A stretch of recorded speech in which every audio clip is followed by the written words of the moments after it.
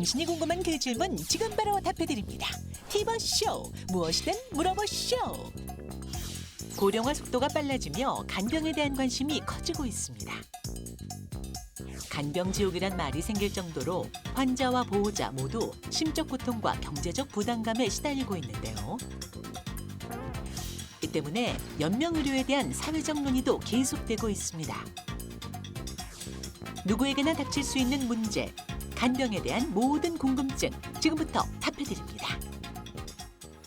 네, 티벗쇼 오늘의 주제는 간병입니다. 티벗 어플 여시고 이제 궁금증 많이 올려주시면 되겠습니다.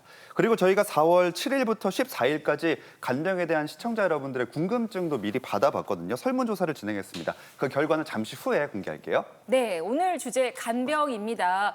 굉장히 중요하고 또 깊게 파고 들어보면 좀 무거운 주제가 될 수도 있을 것 같은데 현장에서 정말 간병이란 이슈를 이렇게 맞닥뜨리는 분들이시란 말이에요. 그래서 현장에서 가장 궁금해하는 점, 가장 곤란해하는 점 이런 게 뭘지 좀 궁금한데요. 어떤 분이 제일 먼저 우리 한창수 교수님 손판내를 들어주셨어요. 네.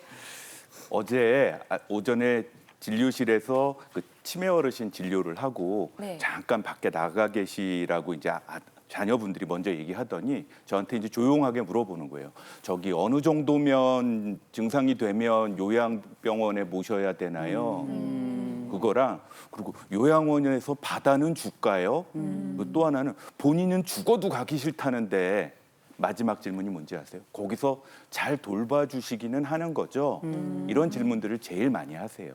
그게 굉장히 그 내적 갈등이 유발되는 상황인 것 같아요. 그리고 또 특히 부모님께서 싫다고 하시는데 요양원 또는 요양병원에 모시면 이게 굉장히 죄책감, 내가 잘 돌보지 못했다 막 이런 생각도 들 것 같고요. 네, 이게 그 사실은 요새 좋은 요양시설들이 많고 안전하고 오히려 어르신들한테 도움이 되는 곳이 많은데 어르신들 사이에선 거기 가면 일찍 죽는다더라 이런 또 소문이 돌고 있으니까 그래서 기준은 참 다양합니다. 사람마다 다르지만 제가 진료실에서 말씀드리는 기준을 말씀드릴게요. 이때쯤이면 요양시설로 옮기시는 게 필요하다. 혼자서 집에서 한 6시간에서 8시간 정도는 혼자 지내면서 화장실도 가고 밥도 차려 먹고 약도 내가 챙겨 먹을 수 있고 그러면은 집에서 누군가가 출퇴근하면서 모실 수 있죠. 근데 어떤 이유로든 몸이 아파서든 아니면 정신적인 문제건 간에 24시간 누군가가 돌봐야 되면 그리고 관리를 좀 해야 된다고 하면 그때는 요양시설로 옮기시거나 24시간 간병을 할 생각을 해야 돼요. 또 있으실까요? 오윤환 교수님. 네네. 네, 저도 이제 한 말씀 더 보태서 말씀을 좀 드리고 싶은 게 있는데요. 이제 환자분에 대한 말씀을 주셨다면 저는 이제 진료실에서 제가 보는 다른 분들의 말씀을 좀 드리고 싶습니다. 방금 이제 그 보호자분의 말씀을 주셨는데요. 환자분만큼이나 이제 진료실에 들어오셨을 때 얼굴이 어두우신 분들이 환자분의 이제 보호자분들이라고 말씀을 드리고 싶습니다. 가정의학과 의사로서 제가 또 말씀을 드리고 싶은 것이 이제 간병인 신드롬, 간병인 증후군 혹은 이제 간병 소진의 개념이라고 말씀을 드릴 수 있을 것 같은데요. 이제 이거는 단순하게 어떤 많이 피곤하다 이런 개념을 넘어서서 완전하게 만성적인 어떤 피로감 혹은 이제 수면 장애 아니면 불안, 우울 그리고 이제 다양한 종류의 어떤 사회적 고립감 같은 것들이 포함된 사회적 아니면 정신적, 신체적인 어떤 모든 종류의 어떤 문제들이 포괄되어 있는 개념이라고 이해하시면 좋을 것 같습니다. 사실 이런 문제가 있을 경우에는 사실 보호자의 건강 같은 문제들이 다 포괄돼서 무너질 수가 있기 때문에 이런 경우에는 이제 간병의 문제 같은 것들도 질이 떨어질 수가 있어서 결국 환자분들의 이제 간병의 질도 문제가 발생될 수 있기 때문에 보호자분들 스스로가 스스로의 건강 문제 같은 것들을 잘 인지를 하시고 평가를 하셔서 문제가 있다라고 인지가 되신 경우에는 의료적 지원들을 받으신다거나 사회적 지지 같은 것들을 잘 이용을 하시는 것들이 좋을 것 같습니다. 네, 아니 사실 간병이 필요한 그런 질병들이 많잖아요. 네. 유독 보호자들이 좀 힘들어하는 그런 질환이 뭘까? 뭐 이런 것도 좀 궁금하긴 해요. 근데 이게 아무래도 힘들죠. 누나는 이제 건강한 형님이랑 살아도 힘들지 않습니까? 어떻게 알았어요? 아니 근데 이게 몸이 아파서 간병이 필요할 정도면 보호자도 당연히 이게 힘든 거죠. 네, 예. 그런 거. 네, 오 교수님 맞죠? 예, 맞습니다. 사실은 뭐 뇌졸중이라던가 말기암이라던가 아니면 뭐 만성 중증 폐쇄성 폐질환이라던가 뭐 신부전 같은 뭐 다양한 질환들이 모두 다 이제 중대한 병이고 신체적인 돌봄들이 다 필요한 간병이 필요한 질병들이라고 말씀을 드릴 수 있을 것 같은데요. 제가 진료실에서 만나 뵙는 이제 보호자분들을 봤을 때 사실 제가 신경을 쓰는 가장 중요한 질병 중에 하나는 사실 치매라고 말씀을 드릴 수 있을 것 같습니다. 보호자분들 같은 경우에 사실은 신체적으로 치매 환자분들을 돌보는 것들도 당연히 힘이 들지만 치매 환자분들 같은 경우에는 인지 기능이 떨어져 있으시기 때문에 보호자분들과 이제 의사소통이 어려운 측면들이 있고 또 갑작스러운 이제 감정의 변화 같은 것들이 발생될 수 있을 뿐더러 돌발 행동들을 하시는 경우가 있기 때문에 보호자분들께서 갑작스럽게 활동하시는 분들에 대해서 대처하시기가 어려운 부분들이 있기 때문에 정서적으로나 정신적으로 굉장히 힘들어하시는 경우가 많습니다. 그렇기 때문에 이런 부분에 대한 이제 보호자분들에 대한 지지가 좀 많이 필요한 경우가 많습니다. 저도 거기 덧붙여 이제 한 말씀 좀 드리자면 우리가 이제 한때 이런 말이 유행이었습니다. 간병도 병이다. 그만큼 간병이라는 게 굉장히 어려운 과정이고 또 지난한 과정이기 때문에 이 간병을 하는 분들이 정말 빨리 어떻게 자기 자신을 잘 추스리느냐가 이 사회적인 이슈가 될 정도로 굉장히 간병이라는 게 쉬운 일은 아닌데 크게 이제 세 가지로 좀 얘기가 되는 것 같아요. 하나는 죄책감 문제가 하나 있고요. 네. 내가 이렇게 계속 간병을 하는 게 맞나? 두 번째, 내가 이 간병을 혹시 그치면 어떻게 해야 되나?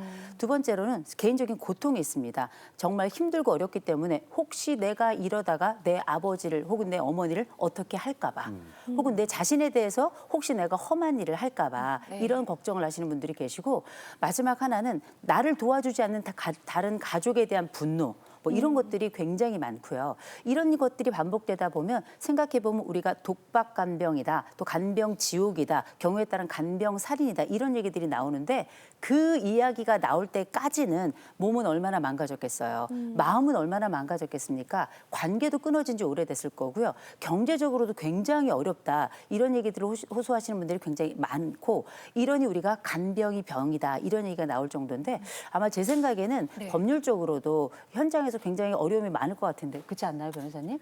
네, 맞습니다. 사실 이제 저희가 결혼제도라고 생각을 해보면 부부가 이제 결혼을 하면 서로에 대해서 또 돌봐줘야 될 부양의 의무가 있거든요. 근데 이게 간병의 기간이 오래지다 보면은 특히 이제 남편이 쓰러졌을 경우에 아내는 아이들도 키워야 되고 남편도 같이 간병을 해야 된단 말이죠. 그러다 보니까 사실 현실적으로 굉장히 지치는데 간병인들이 또 힘든 것 중에 하나가 아픈 사람은 본인이 위주가 되어야 되는 거예요. 네. 그래서 늘 중심으로 하는 사람을 보살피다 보면은 사실은 어느 정도 병이 회복됐으면 굉장히 고마워해야 되잖아요. 그런데 그 다음에 이혼을 생각할 지경까지 간병인들 굉장히 심리적인 부담 많이 느끼고 있고요. 아마 기억나실지 모르겠는데 지난 3월에 투병 중이던 80대 여성을, 그러니까 부인을 남편이 아들과 같이 살해하고 본인들은 자살을 시도한 것이 기사화가 됐습니다. 그래서 최근에는 이제 경제적인 뭐 간병비 부담뿐만 아니라 이렇게 간병 살인, 간병 지옥 뭐 이런 얘기들 신조어가 많이 나오고 있는데요. 이게 이제 간병인을 고용하다 보면 또 경제도 부담이 커지니까 본인이 직접 직장을 그만두고 하는 간병 실업까지 등장을 하고 있습니다. 그래서 문제는 앞으로 이제 이런 상황들이 계속해서 될 텐데요. 사회적으로 여러 가지 좀 고민을 해봐야 될 시점이 온 것 같습니다. 네, 뭐 상태에 따라 다르겠지만 이제 간병을 할 대상의 상태가 나쁠 경우에는 간병인 한 명으로 어려운 경우들이 많아요. 전문적인 간병 지식도 없는 상태에서 가족들이 하는 상태라면은 아마 1분 1초도 좀 이성적인 판단을 할 시간이 없을 정도로 굉장히 이제 압박이 많이 되는 상황이지 않았을까. 그렇죠. 그래서 이런 좀 마음 아픈 신조어들이 생기는 게 아닌가 생각이 드는데 우리 김두리 교수님 약간 굉장히 마음 무겁게 이렇게 막 공감하시는데 막 손도 들었다 놨다 하시면서 이렇게 보시더라고요. 네. 저도 질문 드리고 싶은 게 교수님은 그러면 병원에서 환자 보호자분들께 좀 어떤 질문을 많이 받으세요?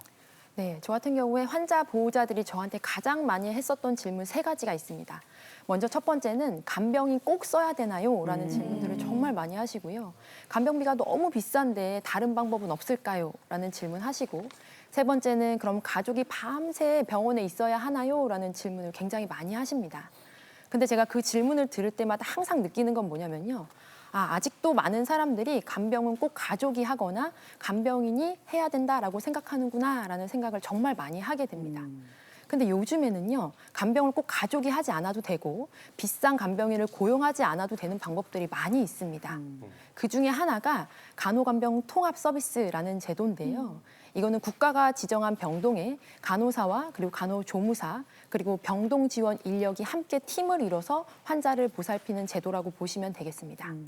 이 제도의 장점 첫 번째는요, 일단 가족의 간병 부담감이 확 줄어듭니다. 두 번째는 건강보험이 적용되기 때문에 비용에 대한 부담도 줄어들게 되고요. 그리고 환자 입장에서 보면 더 안전하고 전문적인 간호 서비스를 받아보실 수가 있겠습니다. 마지막으로 외부인의 출입이 적기 때문에 감염 관리에도 굉장히 유리하다고 보시면 되겠습니다.